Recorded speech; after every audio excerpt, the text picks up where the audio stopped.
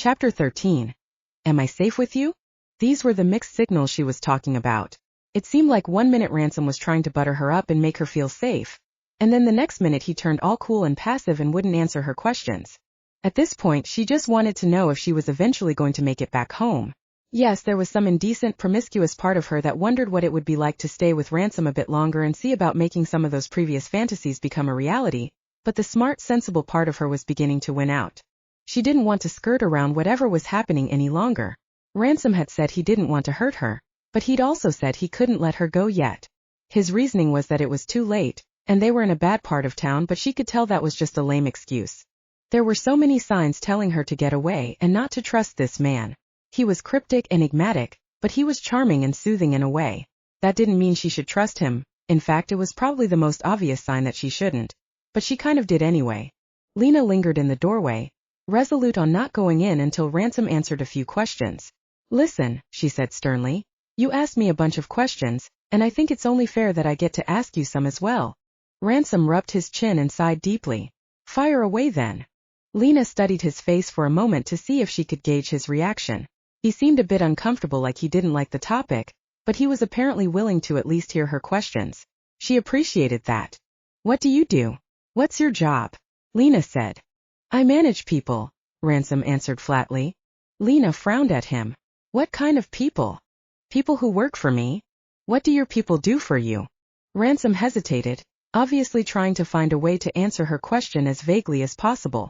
They follow my orders, take care of associates, they manage their individual businesses, and help me make money to send up the line. This sounded familiar to Lena, but she still didn't want to make any assumptions about Ransom until he came clean. She wanted him to tell her everything, but then again she didn't feel like he had a reason to. I think I understand why you're being so vague, she said. But you have to understand why I'm asking these questions. Ransom nodded. Of course. And if I knew you better, then I'd tell you more. But I'm not the kind of person to just trust anyone. Lena felt a pang in her chest. Of course he had no reason to trust her, just as she had no reason to trust him, but she was upset that he didn't tell her everything. She knew it wasn't owed to her, but she still wanted it. And she wanted to trust him, though it was hard to do when he was definitely hiding something from her. I just want to know who you are, Lena said, her face flushing as if she had just confessed her feelings. I want to know why I'm in this predicament and how come it's you who is in charge. I don't even know how I ended up here or even where I am. I don't know what's going to happen to me, and it feels like you're the one about to decide just that. Ransom's eyes deepened, and he leaned against the doorframe of the bedroom. I know you have a lot of questions, but it's really better that you have limited knowledge about me, Ransom said. He gave her a half grin, a spark of confidence igniting in his eyes. But I can tell you that I can do pretty much whatever I want, and nobody will fight me on it. His cool assuredness made Lena feel a kind of energetic, nervous excitement, but she couldn't be sure if he was threatening her or not. It seemed like he might be the silver-tongued type, but the way he had cared for her by untying her from the chair and tended to the wounds on her hands had begun to convince her that he wasn't a bad person. She was just curious about one thing. She finally asked him the question that was really on her mind. Am I safe with you? She asked, forcing herself to look him in the eye. Ransom almost let his cool facade falter when Lena asked if she was safe with him. Even though he'd only just met her, he felt the desire to protect her. Still, that didn't necessarily mean that she was safe with him. So how was he supposed to give her an answer when the truth was that he didn't know for sure? He held a lot of power within the Giudice Mafia as the underboss, the boss being his own father, but the Mafia in general wasn't safe. Unless Lena was glued to his side or under his protection all of the time, he probably wouldn't be able to guarantee her safety. And once she was free from him, she wouldn't be back. Not after all of this. That's why he was holding on to her for the night. Ransom straightened himself, pressing off of the doorframe and stepping closer to Lena. She wet her lips nervously and looked up at him with wide, doe-like eyes. She was nervous, he could tell, and he wanted to be close to her and ease her discomfort, but he was afraid that being close to her would do the opposite. To his surprise, Lena also shifted slightly forward, like she was magnetized to him. He took a close look at her face, the sharpness of her Cupid's bow, and the smoothness of her skin. He wanted to touch her. He wanted her to trust him and feel safe with him, even if it was just for the night. Seeing the intensity in her eyes and the blush resurfacing on her face, Ransom couldn't help but want to tease her again. It was like she was craving him as much as he craved her, but she was also afraid to bridge the gap between them, understandably so. Ransom lifted his hand and brushed Lena's ponytail off of her shoulder. In the silence around them, he heard her breath hitch as her lips parted slightly. Was she craving his touch too, or was she afraid? He wanted to know. It was okay if it was both. Leaning down close to Lena's cheek, his mouth just a few inches from her ear, Ransom whispered, "Do you feel safe with me?" Chapter 14, Too hospitable for a hostage situation. This was amusing for Ransom, but he was about to push himself too far. When he heard a small whimper escape Lena's throat, he wasn't sure whether it was a sign that she wanted him, or that she was scared of him. But their proximity and the faint smell of her shampoo had his heart thudding away like fists on a punching bag. "I don't know yet," Lena muttered with a shaky exhale. Ransom smiled, trying to push away the thoughts of how her skin felt. What sound she would make if he cleared his throat and chuckled at himself. He stepped away from her and put an extra foot of distance between them. Now that he could get a good look at her face, Ransom saw that Lena was chewing on her bottom lip, and her eyes were glistening. A bead of sweat had started at her hairline on her forehead, and he wanted to wipe it away. He thought that whimper might have been a double entendre. She'd asked if she was safe. She said she wasn't sure if she felt that way or not. Ransom chuckled again. "I don't know either," he said, giving her a quick wink. A flash of a smile perked up at the corners of Lena's mouth for just a moment before fading away. She tore her eyes away from him and looked down at the floor, hiding their bright fire. He was tempted to get close to her again, tilt her chin up to look at him and taste her. Maybe he was the one who wasn't safe. What was this girl doing to him? It would be absurd to kiss her. She was practically a stranger. And even if her eyes and her body language hinted that she was feeling the same way, it didn't give him the right to do that. Unfortunately, he was going to have to draw a line. "Well, anyway, this is your room for the night. I'll send the maid right away in case you need anything. As I said earlier, I'll take you to the police station in the morning. We'll sort out the details of your release. Then." Ransom hated how it sounded like she was being kept prisoner. He'd never had to do anything like this before, never been in this situation. His idiot soldiers had never brought an innocent bystander, and held them captive until he got there. This was such a mess that never should have happened. And that was another reason why it was better to keep Lena's knowledge about all of this to a minimum. "Where will you be?" Lena asked, still not meeting his eyes. "Down the hall. First door on the left," he said without hesitation. "But for your safety, your door will be locked for the night. I apologize in advance. I know you don't deserve that, but I don't trust you yet." Why had he said yet? When the morning came, he would take her to the station, and they'd part ways forever. He wouldn't have any more opportunities to earn her trust. Lena shrunk back a little and nodded. Looking her up and down, he made note of her clothes. She was still wearing the leggings and band tee that she'd likely worked out in. "I'll have a change of clothes sent to your room as well. Agatha will take care of you." Before he said anything else or accidentally gave her a hungry look, he turned around swiftly and left her to enter the room on her own. Seeing as Ransom left Lena standing there mildly hot and bothered, she figured that meant she needed to calm herself down. She did not understand what was getting into her. She had literally never reacted that way towards anyone she just met. Not even in her earlier 20s when her business school friends forced her to frequent bars after a heavy week of exams. But she felt a little drunk around Ransom, especially when he gave her those unexpected one-liners, or gave her a flirty glance. He was probably just toying with her since he could apparently do whatever he wanted, but while that kind of cockiness would normally irritate her, she found it supremely attractive. After Ransom disappeared down the hall, Lena went into the room he had taken her to. It was large and filled with nice furniture, and more Italian-inspired artwork in fancy golden frames. It was an elegant room that was modest and sophisticated, yet she could tell that the furniture and the drapes were made from the best fabrics, and even the flooring was pristine real wood. Not knowing what to do with herself, but needing to distract herself so as not to have any more wild thoughts, Lena went over to the bookshelf and ran her finger over the old spines. There were all kinds of books, mostly classics, but some she'd never heard of before. Some were even printed in Italian. She could infer what the titles were based on the little Spanish she knew, but the languages weren't similar enough for her to know what they said. There was a thick vintage-looking book with Oscar Wilde printed on the side. That one she knew. She gently tugged it off the shelf and sat down on the nearby chair to read it. She flipped open the book to a random page in the middle and began to read. She had read only about 4 pages when someone entered the room.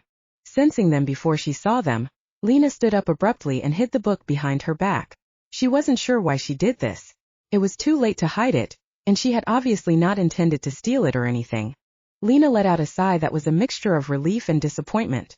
She had hoped it was Ransom coming back, but it was just the maid, Agatha. The maid nodded a hello and went to lay out a pair of sweatpants and a large t-shirt at the foot of the bed. Were those Ransom's clothes? Lena wondered. She slowly approached the bed and inspected them. They sure looked like men's clothes to her. Lena glanced up, wearing a face of vexation. This really was so confusing for her. Is it a usual thing for you to give clothes to people like me?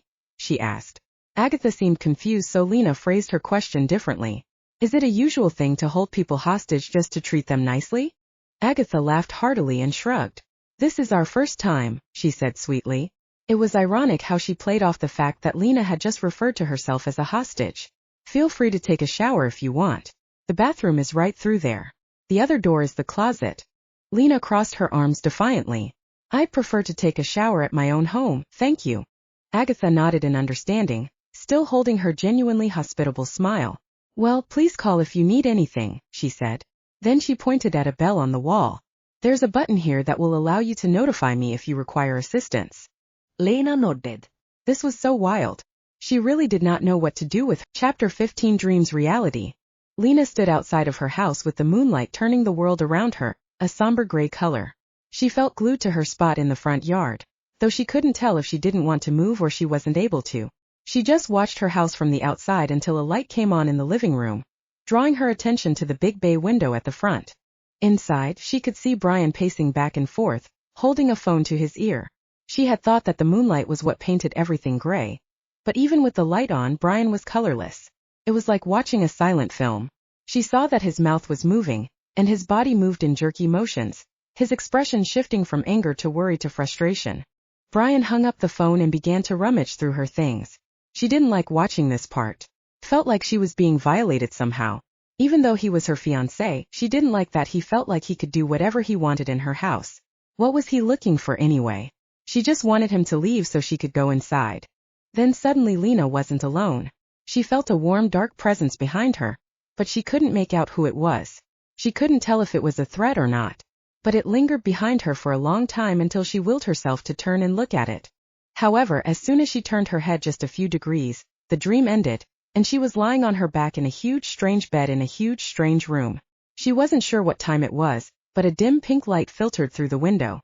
Only the morning sun could make a color like that. It had to be close to 7 o'clock. Lena sat up in the bed and glanced around the room. In a perfect world, this room would be in a nice hotel somewhere overseas, and she'd be waking up after arriving to said place the night before and spending the evening with a tall, dark and handsome stranger. But this was reality, and only half of that perfect world was true. There had been a tall, dark, handsome stranger. Where was he now, she wondered. She plopped back onto the bed and buried her face underneath the pillow. It was impossible to wrap her mind around what had happened before she fell asleep. The whole night was like a dream. Yes, parts of it had been scary, but it wasn't exactly a nightmare. In fact, an unfamiliar sensation lingered in her body as she thought about the night before. All of those things Ransom had said to her, all of the looks he had given her, the way he touched her or nearly touched her. If she could just filter those out, then the night would have been very pleasant. But this was reality. Still, Lena allowed herself to sink back into the darkness, not quite wanting to return to reality. It was confusing there. She wasn't happy, but she wasn't sure what she wanted. All she knew was her world had been turned upside down, and now she felt lost. What would happen when she went back home? Did she even want to go there? Sometime while she was debating whether or not she wanted to go back to reality, Lena fell back to sleep again. When she awoke, she was tangled up in the sheets, and there were a couple of pillows piled on top of her head. She awoke confused, yanking the pillows off and throwing them behind her. Haven't I already done this? She thought to herself as she noted the color of the light coming through the window. It was brighter now, more golden than pink. She sat up in the bed and looked around the room again. She flinched and yelped like a frightened puppy when she saw that Ransom was sitting at the foot of her bed. She clenched the blankets up over her chest. At home she had the habit of sleeping in underwear only. What the? She muttered, rubbing the sleep from her eyes. Was she still dreaming? No, she could feel her hands on her face. Ransom was giving her a lopsided grin, holding the pillow she'd just thrown off of her face. Her face. Lena quickly turned away from Ransom and began to wipe at her under eyes, sure that she resembled a trash panda. And her hair. She tried to comb through it with her fingers, but it was tangled. She opted to put it in a low messy bun, hoping that Ransom wasn't judging her too harshly as she put it up in front of him. He watched her contently. In this lighting, she could see that his eyes were dark brown, not black like they had seemed before. In fact, his skin was tanner, and his curly hair was sleeker. How could he look even better in the morning? Do you always sleep this late? Ransom asked with a laugh. No, Lena bit back sassily. I guess getting kidnapped really just takes a lot out of a girl. Ransom's first reaction was to chuckle, but his face slowly began to fall like he realized what she said wasn't funny at all. He dropped the pillow down onto the bed and stood up. Lena shifted under the blanket, suddenly feeling the intimacy of him being in her room in the morning. Ransom nearly forgot his reason for entering Lena's temporary quarters when he stepped foot in the room. She wasn't even visible under the huge comforter, and her whole face was hidden under a mound of pillows. It was so adorable that he didn't want to wake her. When she began to stir, and she'd thrown a pillow directly at him with scary accuracy, he had to stifle a laugh. But when she woke, he felt slightly embarrassed that he'd been caught watching her sleep like some kind of slimy pervert. He had no choice but to play it off, even though his facade didn't last long. He couldn't ignore it anymore.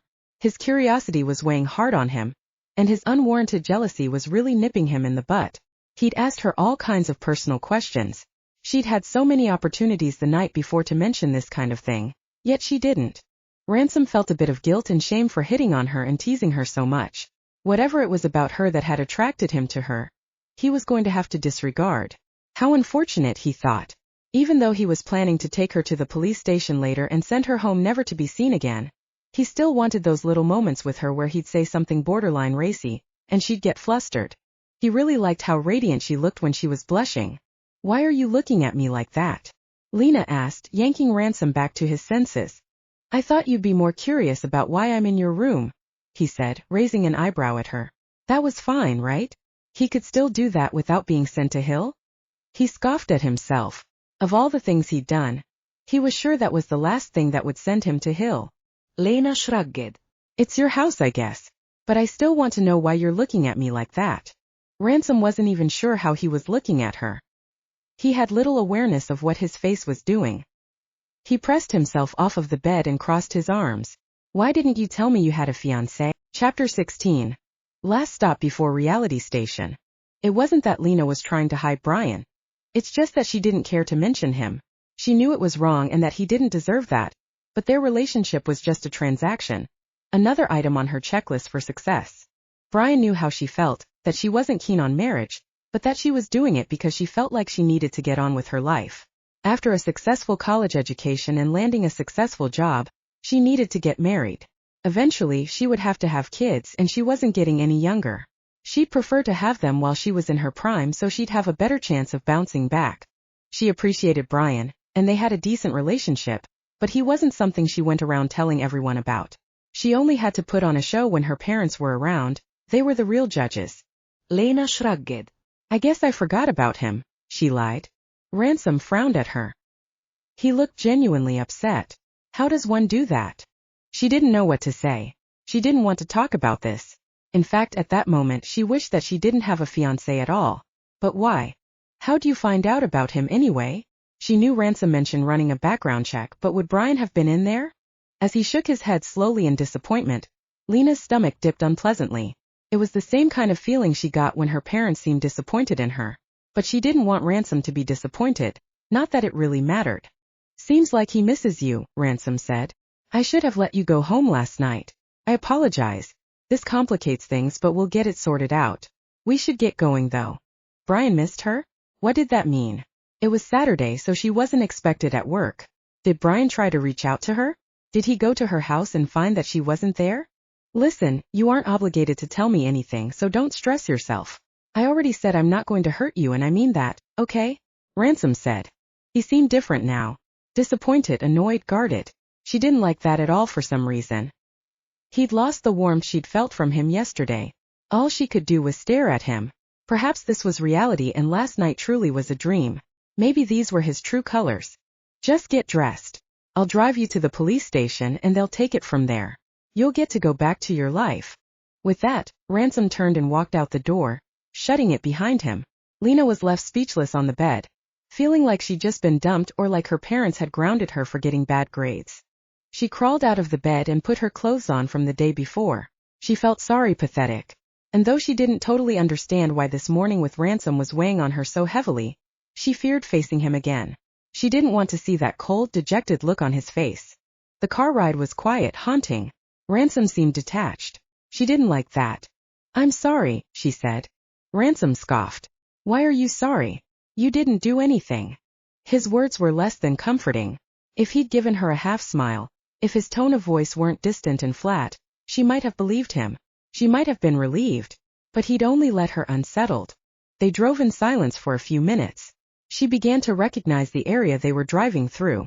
It wasn't somewhere she'd been through often because anyone in Philly knew to avoid this area for the level of crime. "You seem different today," Lena said, hoping she didn't sound as pathetic as she felt. "Are you mad at me?" Lena. "I don't have a right to be mad at you," he said, his voice softening slightly. He still didn't look at her though. Not even a peek from the corner of his eye. Why was she feeling so disappointed with his reaction? Was she so desperate for his flirty gaze again? Perhaps she really was pathetic. "So you're really letting me go home now?" Ransom tightened his grip on the steering wheel, and he nodded. "You're innocent, right?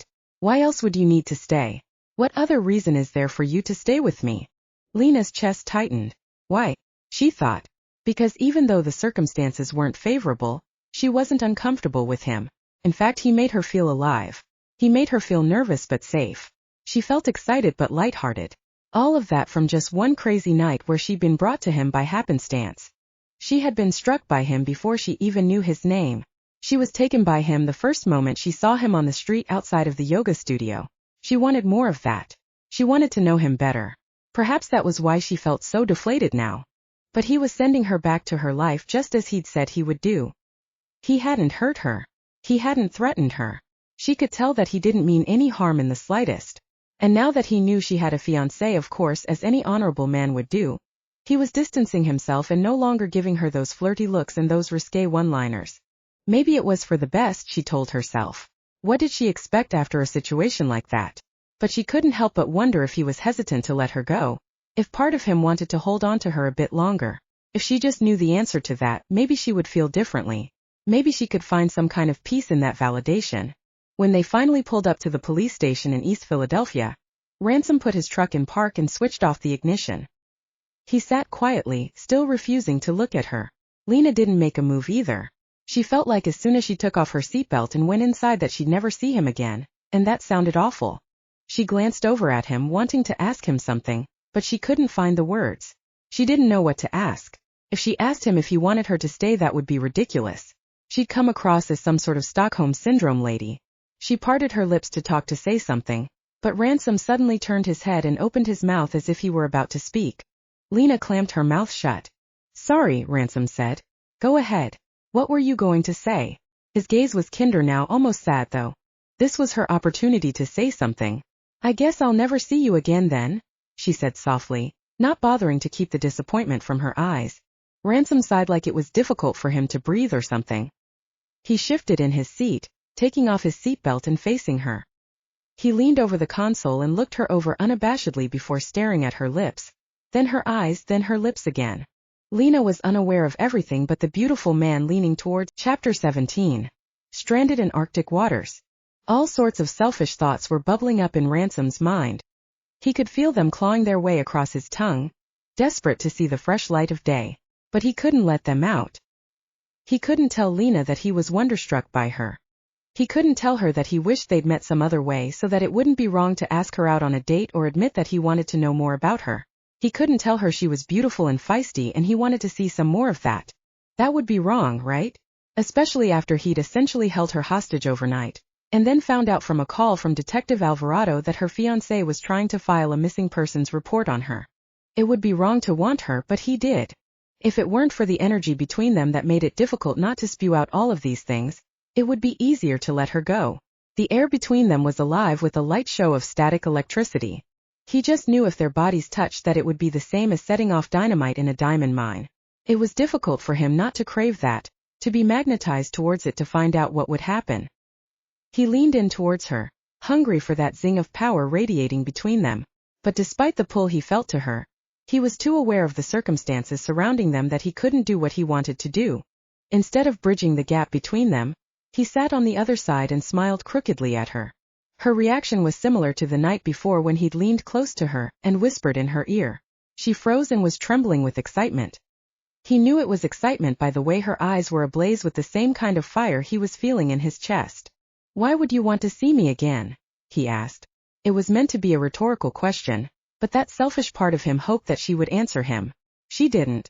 "Well, it's better for you not to see me again." "But," she whispered, nearly imperceptible. "But," Ransom continued, "I think I'd better keep a close eye on you to make sure you don't do anything rash. So even if you don't see me, I'll be seeing you." Lena finally blinked. "Okay," she whispered. "And I'll still be safe, right?" Ransom had to clench his teeth together to refrain from saying anything he shouldn't. He settled with a nod instead of touching her cheek like he wanted to. It was gut-wrenching to walk Lena into the station and take her directly to Detective Alvarado.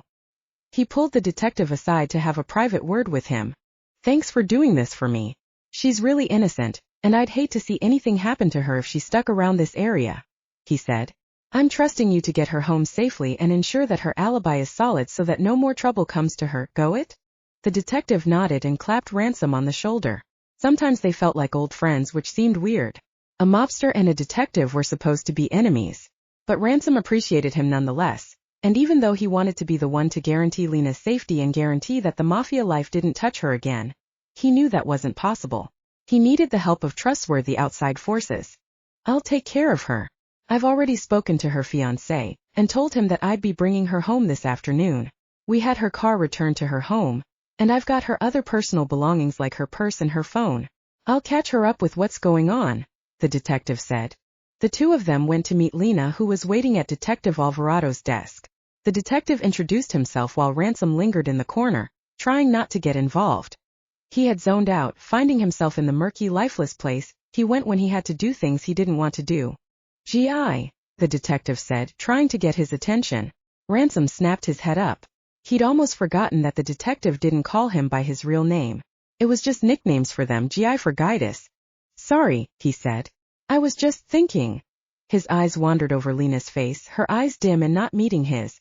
"I was just telling her what you told me earlier." "Right," Ransom coughed, trying to remember how his mafia boss voice sounded. "You can tell your family almost the full truth, that you witnessed a crime, and that you had to stay in custody overnight in order to make sure you were safe." "Right," the detective said, adjusting the collar of his shirt. Ransom knew that he didn't like working with Ransom, or helping to make up lies. But he was loyal nevertheless. That's what happened when you grew up in the same streets. Just tell them you were in police custody the whole time, and that your whereabouts couldn't be disclosed for reasons regarding your safety. Tell them that everything is under control now, but you can't discuss the case with anyone. Lena was quiet, her hands folded delicately in her lap. She would nod slightly every once in a while, but for the most part she said nothing. She was going through this like a champ. How sad. She didn't deserve this. It really bugged him to see her so reserved. It didn't seem like her at all. She could be quiet and awkward, he knew, but after hearing about the fight she'd put up with Manny, and seeing the way she'd nearly broken the bulletproof glass of the basement, he knew she had a special kind of fire in her that she wasn't afraid to ignite to defend herself. "Just pretend like we never met," Ransom said, his voice coated with regret. "Just go back to your life like none of this ever happened. If you were smart, which I know you are, that's what you'd do." For a moment, she met his eyes with anger, possibly resentment. He didn't totally understand why she wasn't afraid of him, but that was the last expression he wanted to see on her face when she looked at him. It was the first thing he deserved, but the last thing he wanted. "I'll go get your things," the detective said, stepping out quickly and closing the door behind him. Ransom stood near the door, Lena still glaring at him. Yes, that's precisely what he deserved. She didn't say anything, but over time, the fire in her eyes began to die down, and she surrendered her gaze to the floor. It felt like Ransom had been tossed into Arctic waters, like without her fire, he couldn't feel any sort of heat at all. The detective came back into his office and handed Lena her bag and her phone. "Let's get you home," he said. She stood and took her things. "I'll be seeing you," Ransom muttered as she brushed past him. The icy sting of her silence hurt him more than anything. But that's what he deserved. Chapter 18. Back to Bland. "How are you doing?" Detective Alvarado asked. Lena flinched, lost in thought and forgetting that she was in the company of law enforcement. She'd never so much as been pulled over before, but here she was riding home in a police car.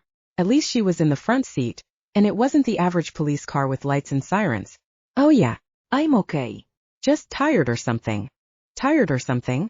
Detective Alvarado said, raising his eyebrow, obviously unconvinced. Lena didn't know what to say. It would be stupid of her to admit that she wasn't ready to leave Ransom just yet. She'd only just met him. But she knew he was an enigma that she wanted to experience fully. But now she wouldn't be able to.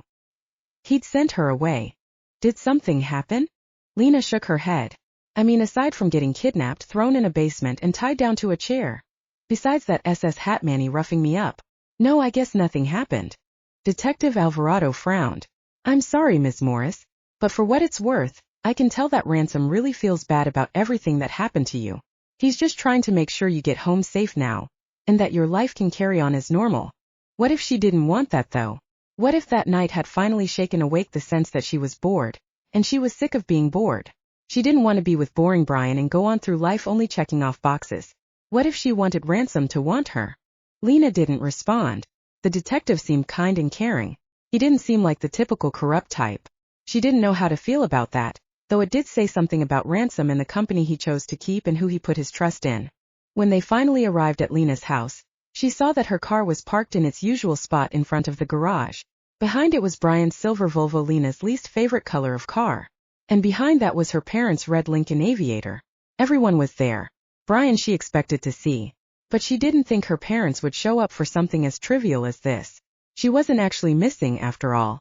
Let me take you inside. No. That's fine, Lena said, cutting off Detective Alvarado's attempt at a kind gesture. She didn't want to make a big deal out of this. She did some thinking and she would do as Ransom said. She would try to go back to her normal life and pretend like she'd never met him. She doubted it would work, but she would try. Lena slid out of the detective's car and trudged up to the house.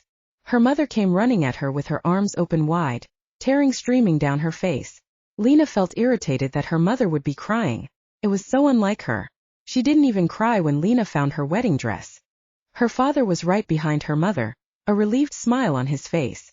As soon as Lena's mother wrapped Lena in a compulsory hug, her father was right there following suit like always. And then there was Brian, perfectly respectful as always, just waiting on the porch with his hands in his pockets, watching the reunion with a content smile. Lena wanted to throw up. Everything felt so fake all of a sudden. She felt numb to it. Oh honey, I'm so glad you're all right. When Brian told us you didn't come home last night and that he couldn't reach you on your phone, I just had the worst feeling, her mother said. Lena stiffened in her mother's arm. Was it just her or did that line sound very rehearsed? Sorry to worry you and make you come all the way out here. It's nothing though, Lena said passively. It always felt forced with her mother, but Lena's father was usually better at gauging the situation and reining his wife in. Now Laura, she's probably overwhelmed as it is. Why don't you give her a bit of space to breathe? Let her greet her fiancé at least. She said he was better at gauging the situation, not that he caught on to everything. Lena's heart slowed with reluctance. But still, she had to put on the show for her parents, so she walked over to Brian and wrapped her arms around his lanky waist. Brian sighed and squeezed her, kissing the top of her head. She buried her face in his shoulder so she wouldn't have to force any sort of expression. Well dear, now that we know you're okay, we better get headed home, her mom said. We have quite the drive back. Lena retreated from Brian's arms and watched her mother turn to leave. That was quick, Lena thought. They were bailing already after their daughter had been missing all night. Sadly, she wasn't too surprised that they were leaving already. They barely came around anymore since she hadn't hit any big milestones or accomplished anything grand. It had been 2 months since she saw either of them last, and that was when her mother took her wedding dress shopping. Lena's father hesitated, but he didn't tell his wife to wait. He never did. We're glad you're safe, Bug, he said to her. At least there was an ounce of pain in his eyes at leaving so soon. He was more emotional while her mother had always been more self-centered. Laura Rowland, thank you for coming out, Brian said. He spoke as if they'd come over for dinner or a regular visit. It really didn't sit well with her. Love you, dear, her mother called, blowing a kiss behind her as she made her way to the car. Her father gave her a soft smile and waved before he too climbed into the car. They were all empty gestures to her. Nothing meant anything. Let's get inside, Brian said, guiding Lena into her house. Go ahead and take a shower, and I'll make you some dinner. She parted ways with him as she went to her bathroom to take a quick shower, and he bounded happily into the kitchen.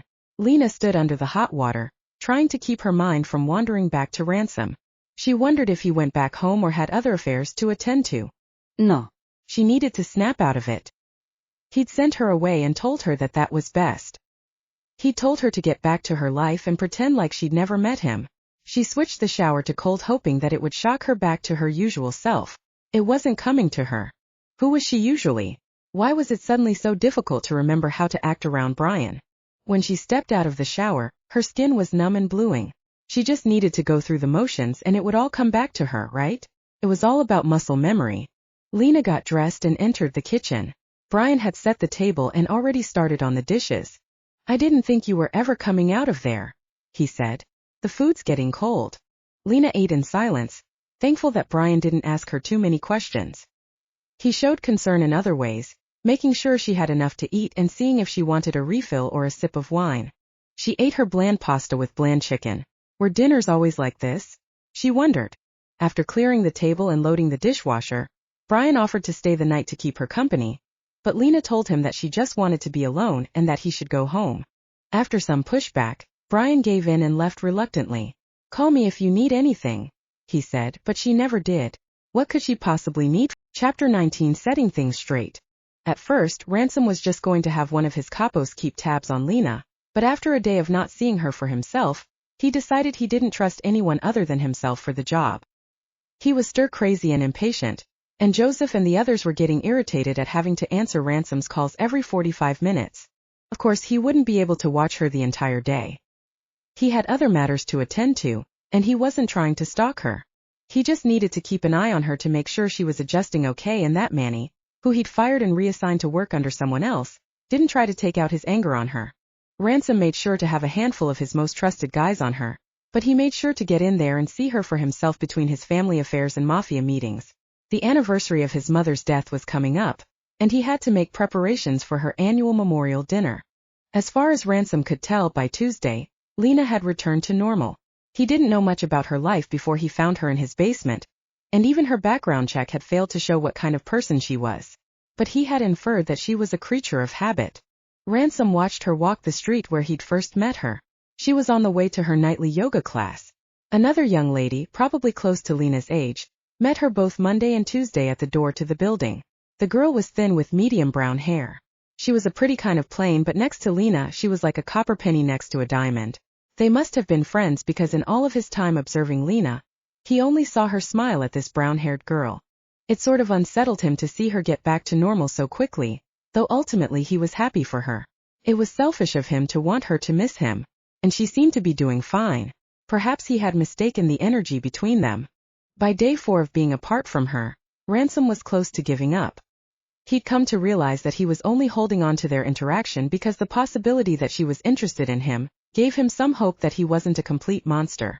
But seeing her go back to her daily grind, it was becoming apparent that she hadn't been as struck by him as he was by her. That was until he stood on the opposite side of the street from the yoga building and watched her, for what he thought would be the final time, go into the building. But before she grabbed the handle to the door, she paused and stood up straight like someone had sent a volt of electricity through her. She turned her head quickly, her gaze landing almost exactly where Ransom was standing. Out of surprise, he ducked behind a vehicle, his heart racing like a tiny revved-up motor. Through the dark tint of both of the vehicle's rear windows, he could barely make out Lena's face. But he could see her head whipping from side to side, like she was looking for something. Was it him? Was she looking for him? After a moment, Lena's friend appeared and dragged Lena into the building by her arm. Before he knew it, she was gone again. But that little act of searching reignited some hope in Ransom's heart.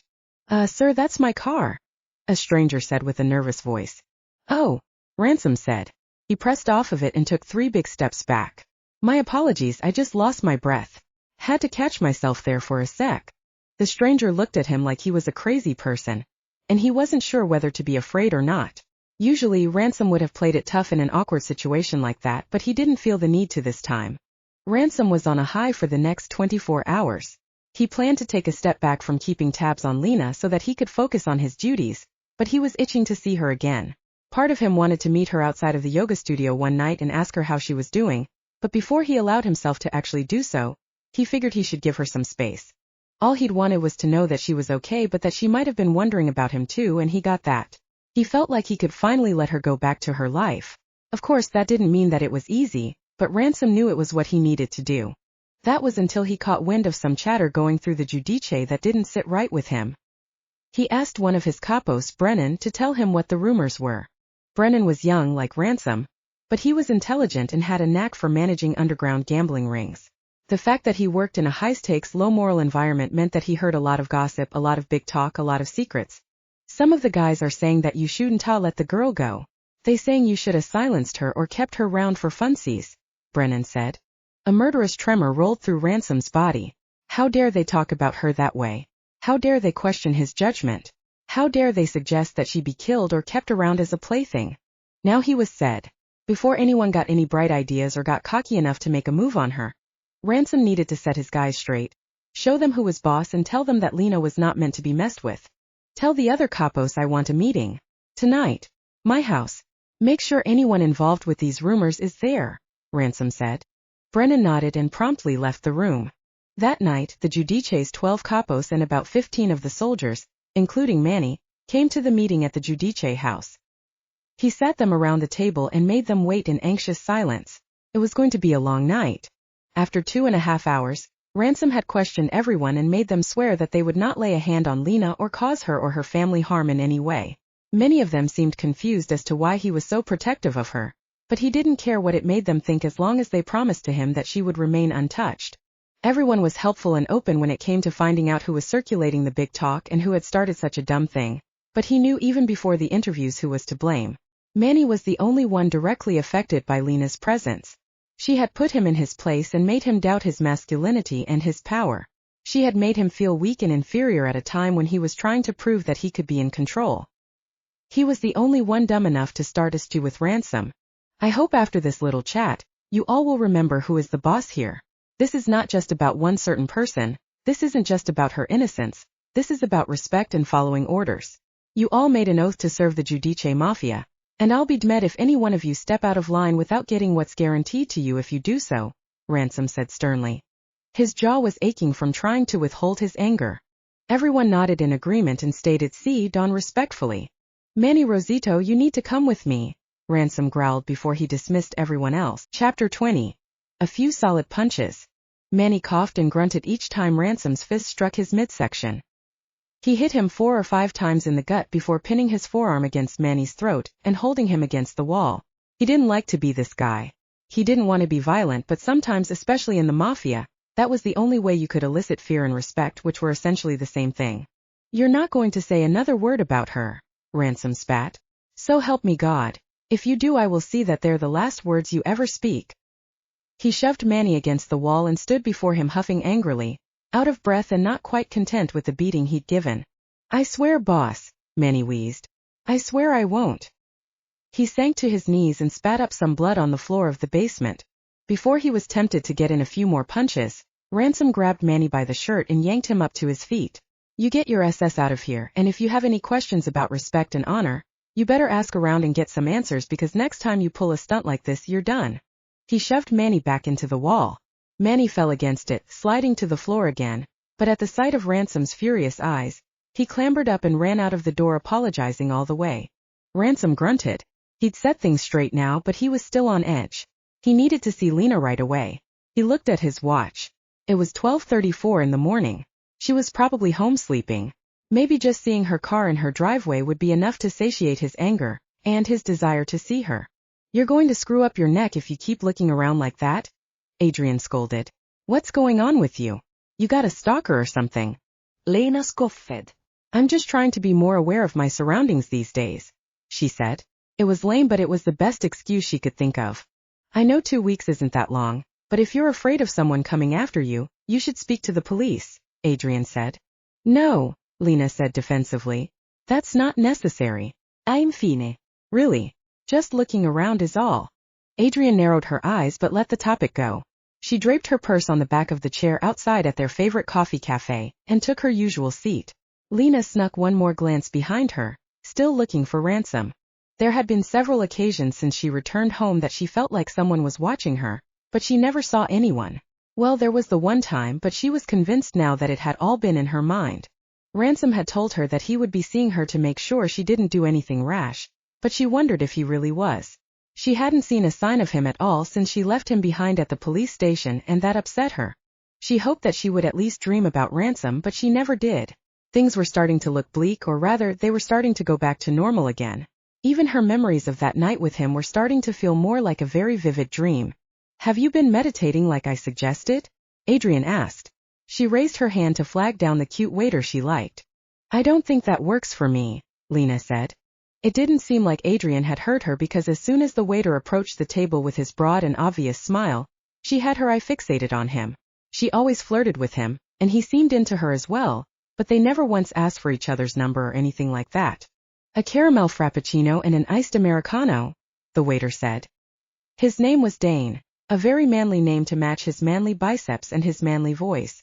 Adrian always wondered why he was working at a coffee shop instead of modeling for romance book covers or tackling steer in a rodeo.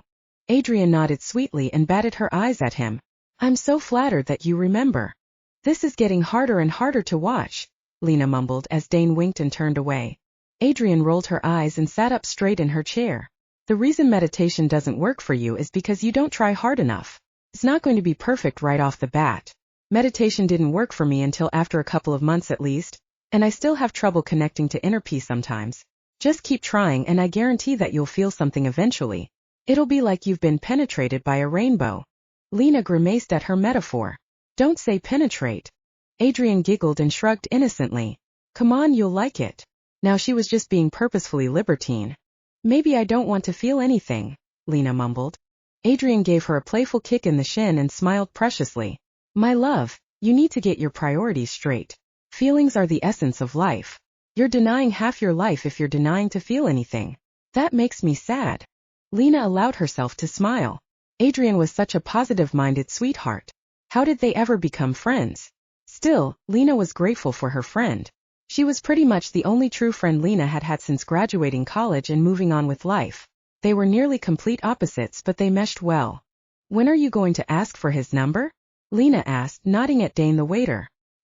"He's going to get snatched with that perky," she was going to say attitude, but Adrian cut her off. "You noticed that? And here I thought you were disinterested in men completely. You said you're not even attracted to your fiancé. How does that work? Should I feel threatened? Wait, are you the one who is going to snatch him up?" Adrian rambled facetiously. Lena chuckled, but her laughter died out quickly as she thought of Ransom again. She wished she could have met him at a different time in a different way. Maybe then whatever was trying to happen organically between them would be allowed to bloom. When Lena got home later, there was a black Buick sitting along the street outside of her house. It made her heart feel funky, not quite dread and not quite excitement. It was definitely an unmarked police car of some kind. She knew that just by the vibe it gave off, Adrian would be so proud of her for sensing vibes. She pulled in and parked, and by the time she was getting out of her car, a formal, official-looking man was walking through her yard. It irked her that he chose to walk through the grass and not along the driveway like a normal, respectful person. "Lena Morris," the man said. "Yes," Lena responded. The closer this man got, the more off-putting he seemed. Even his voice made her shudder. He was bad news. "I'm Inspector Mark Parker, Investigation Unit of PPD, Northeast Division. I'd like to have a word with you regarding your recent involvement with a mugging." Chapter 21. Inspector Mark Parker. This was the second time in Lena's life that she'd been in a police car. She tried to convince Inspector Parker that she could drive herself, but he insisted that she ride with him. The Northeast Division was a bit further from her house, so she didn't mind missing out on all of the traffic, but she didn't like the fact that she had to sit in the car with a stranger, a law enforcement agent at that. Plus, she wouldn't be able to leave whenever she wanted, though she wasn't sure she would be able to do that in this kind of situation anyway. Inspector Parker kept talking to a minimum, which made the ride even more awkward than it already was. He asked her name and how her day was going. He asked her about her schooling background and her job. He even asked her about her family. It felt a bit like a very dry first date, or maybe even a job interview. "What is this about exactly?" Lena asked. "I thought I had already answered all of the questions regarding this case." With his eyes glued to the traffic ahead of them, Inspector Parker responded flatly, "There's something connected to that case that we'd like to question you about." It was obvious to her that he was trying to make her nervous, so that she would spew as much information as possible. But she wasn't that easy. Maybe that's how she reacted when Ransom had questioned her about her life, and she told him about Bean, but she liked him, and there was something about Inspector Parker that didn't sit right with her. He was after something, And he seemed like the kind of emotionally detached person who would do whatever he wanted to get what he wanted. Maybe she was overthinking it, but that was just her first impression of him.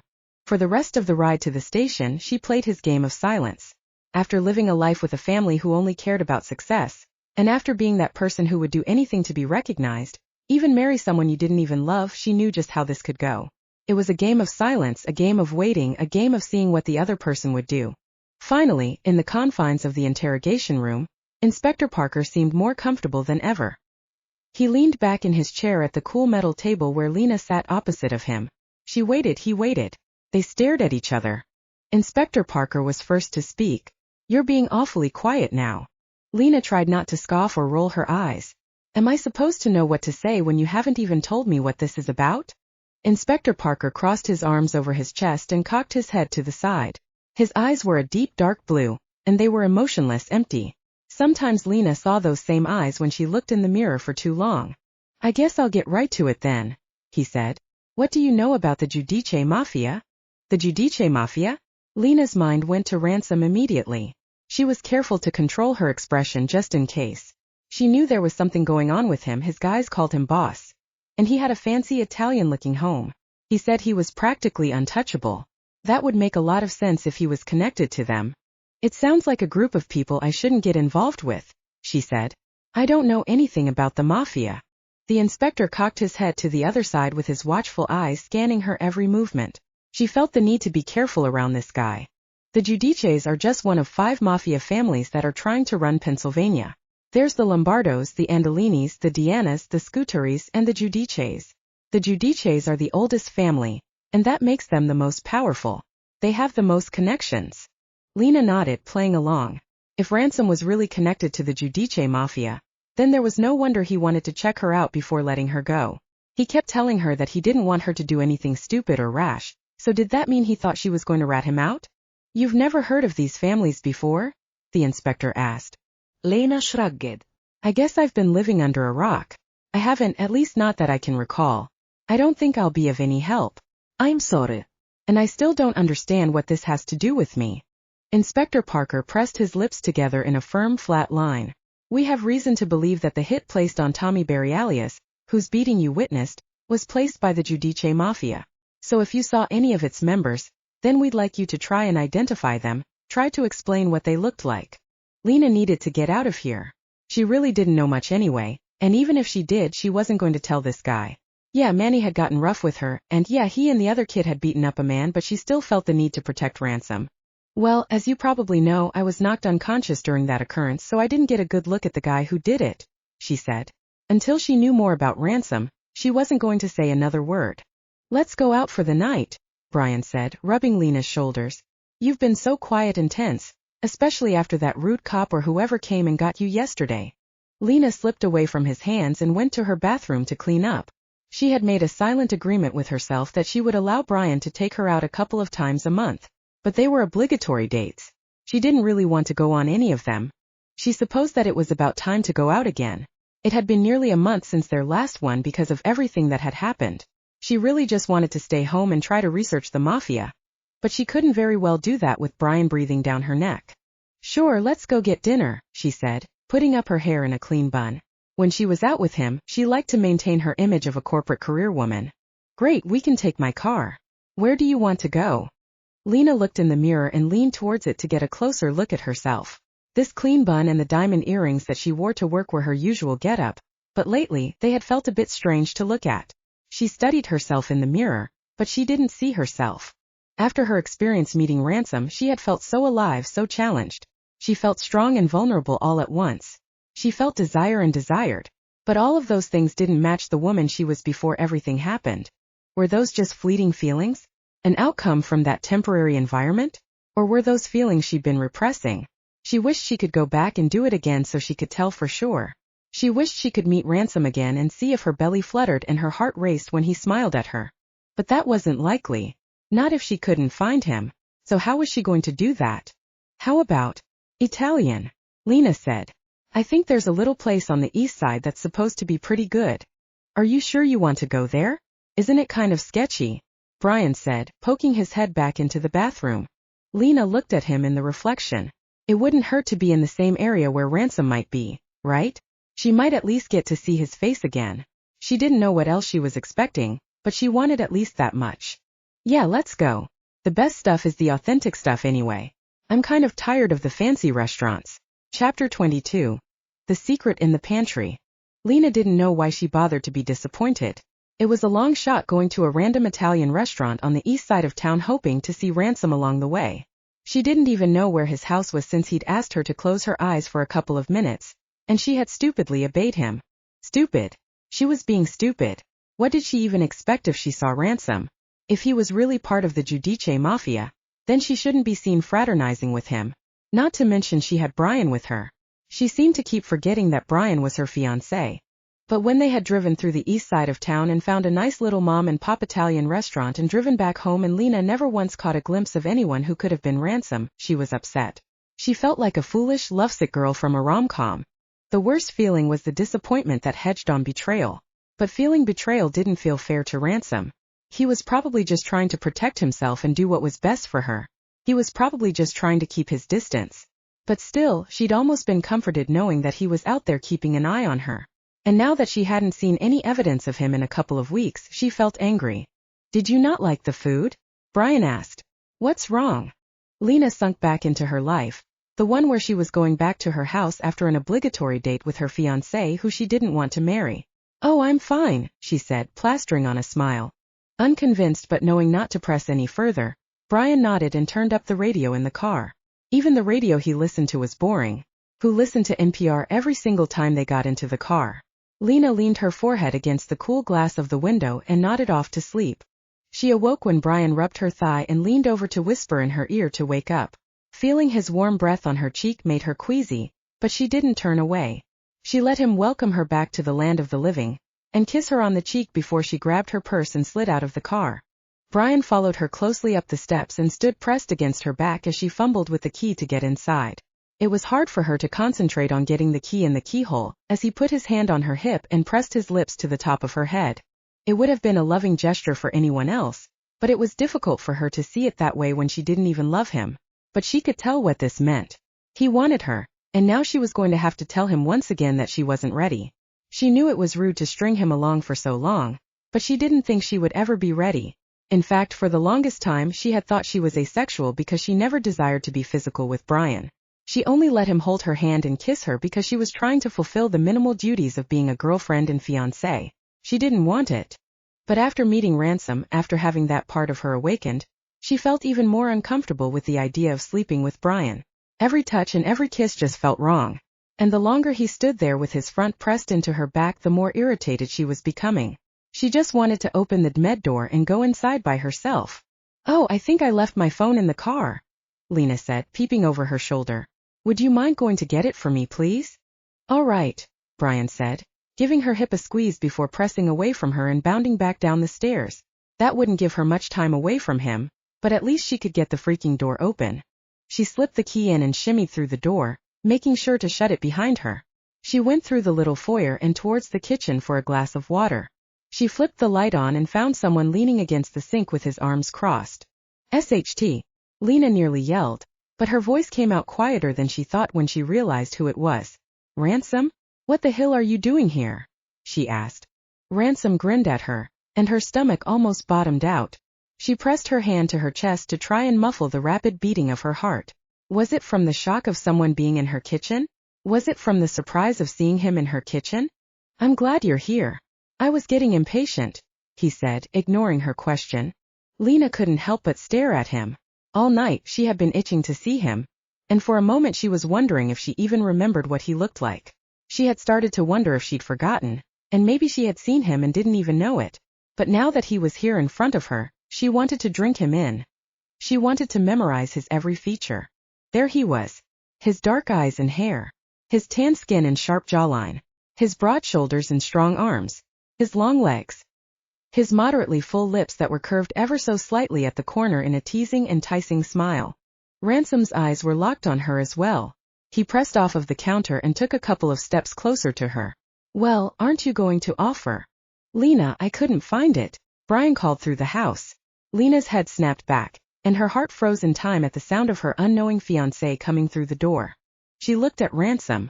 He was unfazed, but she was going to have to get him out of here before Brian came in and called the cops or something else happened. Without a second thought, Lena grabbed Ransom by his meaty shoulders and wheeled him towards the pantry. The doors were slatted but not see-through, so as long as Brian didn't open them for any reason, Ransom should remain unseen. "Are you sure?" Lena yelled to Brian. She shoved open the door and spun him around. "Keep quiet," she yelled at him. He opened his mouth in protest, but she shoved him back into the shelving, causing a clatter, and then she slammed the door shut behind her.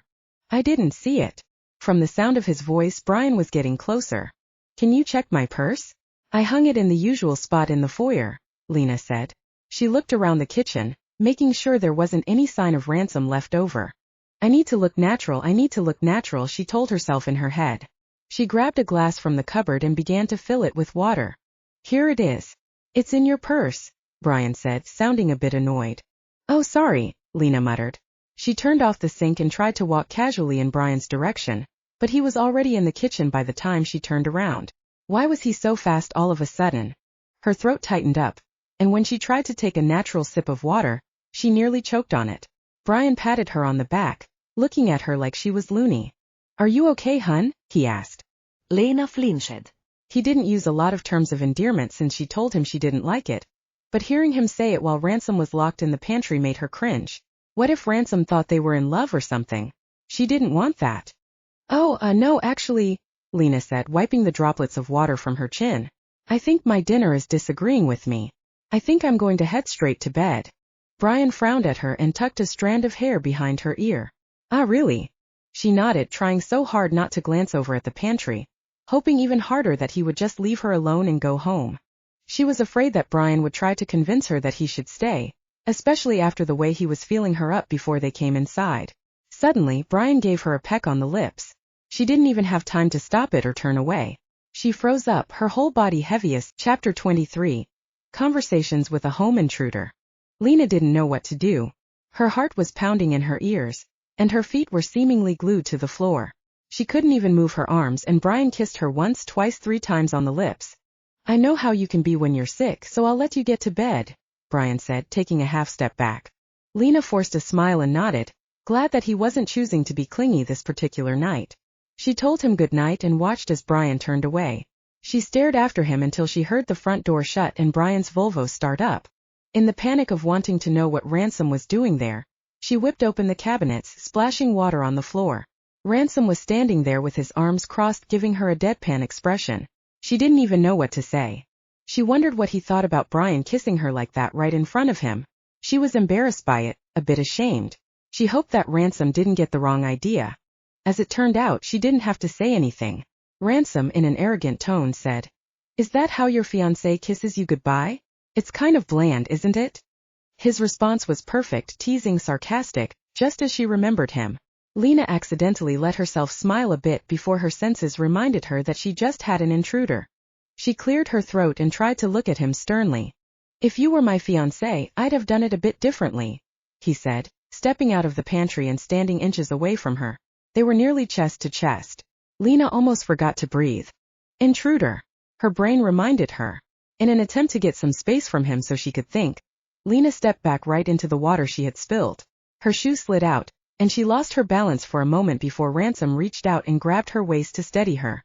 She sucked in a surprised breath at the feel of his strong hands on her waist, but the feeling was short-lived. Just as soon as he touched her, he let her go. "Sorry," he muttered. "I didn't mean to scare you." His voice was like someone talking underwater. She could hardly hear him for the electric feeling that resurfaced in her belly at his proximity. The place where he touched her was ignited. She wanted to feel his hands on her again. Lena had never seen him embarrassed before, if that's what this was. Embarrassment or guilt, maybe a bit inconsiderate, she wasn't sure which. But it was adorable. "What are you doing here?" she asked him. Ransom looked her in the eyes, looking back and forth between them like he was searching for something. His gaze was serious now but a bit hesitant. "I heard you were taken in by Inspector Parker for questioning yesterday." Oh, so that's what this was about. The hope and excitement in her crashed and exploded, and she was suddenly aware of how disillusioned she was. She felt ridiculous. Why would she think that he came back just to see her? That was absurd. Lena locked her arms in front of her chest and took a step back. Clearly, this man had the ability to make her weak and witless. She figured she should keep her distance. That's true, Lena said, avoiding Ransom's deep and curious eyes. She could feel him looking her over. It didn't feel like he was upset or vengeful or anything like that. But he was clearly anxious that she might have said something to them. I didn't tell them anything. I mean, it's not like I really know what's going on or what went on or whatever anyways, she said. You really didn't say anything? Lena shook her head. She wanted to reassure him. Even if whatever she was feeling was one-sided, and he just saw her as a fun little plaything to tease, she still felt the need to protect him. I didn't want you to get in trouble or anything like that, she muttered, tightening her arms over her chest. Ransom scoffed. You really shouldn't worry about me. I have my ways to stay out of danger. Lena didn't doubt it but still felt worried for him anyway. If you say so, she muttered. But still, I didn't say anything. You said you would be keeping an eye on me, and I've been on my best behavior even though I wasn't sure if you were really paying attention or not. Crap. She wasn't sure why she said that last part. She didn't want to sound desperate. She peeked up nervously to try to gauge Ransom's reaction. He clicked his tongue and said offhandedly, "Damn in your steel trap of a mouth. I was really hoping to have a reason to drag you back to my house." That's what he had been craving. That look of surprise and hesitant exhilaration on Lena's face when he teased her. She seemed to be especially thrilled by his more suggestive jokes. That weren't really jokes. He bravely left them undisguised. She could take them as jokes if she wanted, but it thrilled him to think that she thought he was serious and that she actually considered some of the things he said. He had to remind himself that she had a fiancé, though he could conclude that she wasn't too into him. He got more of a reaction out of her just by looking her in the eyes than her fiancé got out of her by kissing her. But he wasn't jealous, no. He couldn't afford to be jealous. He could be playful, flirty, maybe a little daring, but he couldn't be jealous. He hardly even knew Lena. And now Lena's eyes were a mix of excitement and disappointment. Perhaps part of her had wanted to be taken by him again. God, the way he looked at her made him want to stop living and also dive right into her lips all at once. He couldn't deny the chemistry between them. Ransom couldn't help but wonder if she was happy in her current relationship. He badly wanted to ask her, and he could feel the words perched on the tip of his tongue ready to fly off, but he decided that it wasn't his business. "So why are you here?" Lena asked suddenly, the clear harp-like sound of her voice cutting through his wandering thoughts. "I already said. I heard you were taken in by the police again, and I wanted to know about it," he said casually, as laid back as he could manage. That wasn't really the reason he came, but he couldn't deny that it was the excuse. "But as soon as I expressed any worry about you, you brushed it off and said you would be fine," she said. "So if you aren't worried about yourself then, what are you worried about? Or who?" Ransom chuckled in disbelief. He knew she was smart. Was he being obvious? Did she already know that he was worried about her, and he came to tell her not to get involved with the police or with the mafia? He couldn't help but let his smile loose. Would it make a difference if it was a what or a who? Lena pressed her lips together and looked up at him hopefully. She wanted to hear him say it. But he couldn't.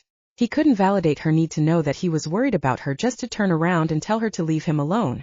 "Anyways, you look nice," Ransom said. "Did you have a date tonight?" Lena rolled her eyes and huffed. She nodded like she didn't want to admit that that's where she had been. "Well, you're probably tired. I'll let you go now. Sorry for this," he said, gesturing to the house. "I just thought it would be funny to show up here. I didn't mean to scare you." Lena's finger was tapping against her own crossed arm in impatience. Maybe she was getting fed up with him already. It made sense. He did break into her house and freak her out and then immediately flirt with her. She had every right to be annoyed with him and want him to leave. It was for the best anyways. "Well, I'll be seeing you," he said, turning to make his way to the front door. When Lena reached out and grabbed his wrist firmly, he paused and tried to suppress the thumping in his chest. "Do you want to stay for dinner?" she asked. Chapter 24. Scary but necessary. It was Ransom's turn to be surprised when Lena asked him to stay for dinner. He wasn't quite sure how to respond. What did this mean? What was he supposed to do? She had a fiancé who'd literally just left after they'd been on a date. Even if she didn't really like her fiancé, he wasn't sure it was right for him to stay in her house any longer while it was just the two of them. "Didn't you just come back from dinner?" he managed to croak out. Lena's face was flushed, and her grip loosened on his wrist. As soon as he felt her hand start to slip off, he wanted to do something to secure it in place. He wanted to take her hand or touch her face. She pulled her hands back into her own space, and she stared down at the floor. How about a drink then? She asked. He knew she was brave, but Ransom was not expecting this. He didn't want to tell her no. He wanted nothing more than to sit with her and have a drink, have a conversation, and redo so much of that night that they had met. He wanted to get to know her in a space where she felt comfortable and safe. But this wasn't right. She had to know that too. What about your fiancé? Ransom asked. He really didn't want to. Every fiber in his body, especially the lower half, was telling him to stay with her. He wanted her to let loose and laugh with him. What did her laugh sound like, he wondered. Lena stiffened and was quick to rewind. Right. Sorry. I shouldn't have asked. I'm sorry, that's so dishonorable of me. Ransom lifted his hand, desiring to tilt her chin up to look at him and reassure her that she didn't need to feel guilty or dishonorable. He wanted to stay with her a bit longer. No, it's okay. No, Lena said curtly. I shouldn't have. You should go like you were going to do anyway. Ransom's heart felt like it was starting to shrivel up inside of his chest. Her words sliced at his insides. He'd never felt pain like that before. But she was right. It would be for the best for both of them. He didn't deserve to sit with her on the floor of her living room, splitting a glass of wine. He didn't deserve to hear her laugh or learn her secrets. Everything he wanted to do with her he didn't deserve. He wasn't a good person. They came from different worlds. They never should have met in the first place. Okay, Ransom said softly. I'll go. Lena followed quietly behind him as he walked to the front door. He opened it and began to step through when he heard Lena's voice gently sound off behind him. Will I see you again? She asked. Ransom scoffed sadly. I'm not usually the type of guy anyone wants to see again. Before she could respond, or before he could turn around and do something wickedly delightful, he jogged off of the porch and walked back down the street where his truck was parked. All the while, his throat was buzzing with words he wanted to say, and his muscles were stinging with the desire to do what they wanted to do. Something happened yesterday that made me realize something, Lena said to Adrian. Adrian had been making eyes at Dane the waiter again, but at the sound of the seriousness in Lena's voice, she was at full attention to hear her friend out. What happened? Lena didn't want to admit the full truth that Ransom, someone probably tied to the mafia, and the reason she had been missing overnight just a couple of weeks ago, was in her house alone with her, and she asked him to stay for drinks when her fiancé had just left. She couldn't possibly tell Adrian all of that. She would have to modify the story a bit. I met a guy, she stated simply. This was enough to make Adrian sit at attention in her seat and practically drool with anticipation for an explanation. I don't know him well, but I think I really like him. This is obviously not your current fiancé. Lena shook her head. She felt so ashamed to be talking about this, but if she could tell anyone, it was Adrian. Go on, Adrian said. There wasn't an ounce of judgment in her voice. I may or may not have asked him to have a drink with me, Lena mumbled. Privately. Adrian was trying so hard to disguise her shock, but her eyebrows shot up momentarily, and she squeezed her hands together. Wow, you're so full of surprises today. So I can tell you're feeling conflicted, and I think I understand why, but I have to ask, what was the intention behind asking him to have a drink with you? Lena hung her head. She wasn't really sure, but it probably wasn't too innocent if she was being honest with herself. I just wanted him to stay with me, she said. He makes me feel a lot of ways. Still fighting her consternation, Adrian gave Lena a look that felt like pity. And this isn't just some random guy, right? These aren't just feelings that will go away in a month or two. Lena shrugged. I'm not sure, but I think I want to find out. It's just that I've never felt this way before. Even Brian, who is respectful and kind and treats me well, has never made me feel a fraction of the way this guy makes me feel with just one look.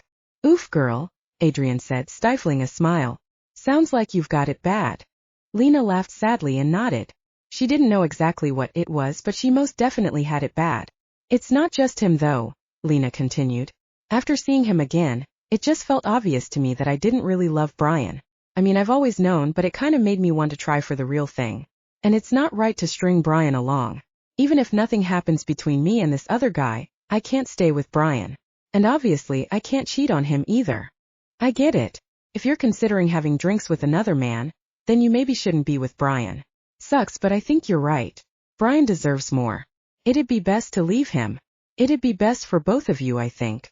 This conversation was not fun, but it was eye-opening. By the time Lena and Adrian had finished their usual drinks, Lena had come to a decision. She was going to leave Brian. She wasn't sure when or how, But it was clear she couldn't keep him in her life like an accessory that she could pull out at any time and show off to her parents, especially not after experiencing something else that she truly thought was genuine. It would be an injustice to both of them. But this was a scary thing to do. She had been with Brian for 4 years. They had a routine, a boring one, but it was still a routine. And after this, she would be known as the girl who broke off her engagement after being with a guy for 4 years. People would think she was having a midlife crisis. Her image would surely be tarnished. It was scary, but it was necessary. Even though she was worried about that, the most frightening part wasn't the general public's image of her or even her workplace's image of her. What were her parents going to think?